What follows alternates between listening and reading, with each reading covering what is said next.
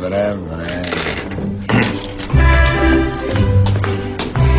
Πήγα στην τράπεζα, σήκωσα λεφτά και ήρθα να πληρώσω τους λογαριασμούς μου. Για να ξέρετε ότι ο Μάκης πληρώνει. Άσε ρε Μάκη.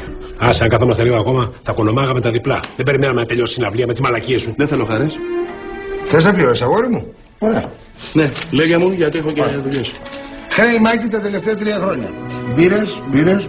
Μπύρες. Συνέδω. Και μπύρες. 1.275 ευρώ. Ωραία.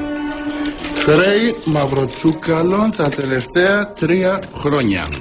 Λάδια, μπουζί, φίλτρα, μικρογρατζουνιές. 1.225 ευρώ. Σας χρωστάω 50. Και για να ξέρετε ότι ο Μάκης πληρώνει 20, 40, 45. Σας χρωστάω 5.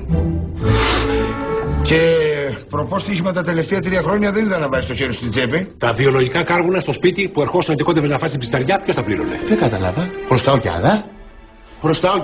Ας γυμναστικές χρωστάω κι άλλα. Τέλειωνε με αυτήν την ιστορία.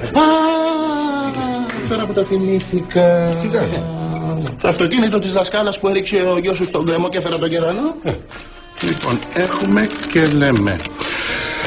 Λαμαρινοδουλειά, ψαλίδια, φανάρια και βάψιμο. Σιγά το βάψιμο που έκανες. Δεν κατάλαβα, αυτό δεν ήταν βάψιμο, ήταν μακιγιάζ. Άσε μας ρε Μάκη. Και δεν το έριξε ο γιος μου. Ο γιος σου οδηγούσε και δεν ξέχασε να βάλει το χειρόφρενο. Ναι, αλλά για γκομενοδουλειές του γιού σου. Δεν κατάλαβα, αγόρι μου, θα πληρώσουμε τώρα και τα κερατιάτικα. Τα δικά μου τα κερατιάτικα. Ή τα δικά του τα κερατιάτικα που πάει η γυναίκα του και κάνει παιδιά με τραγουδιστές. Τι είπες ρε, πιανού η γυναίκα να κάνει παιδιά με τραγουδιστές? Πιανού η γυναίκα να κάνει παιδιά με τραγουδιστές? Για δικιά μου ρε. Ελένη, μα αυτός λέει που κάνεις παιδιά με τραγουδιστές.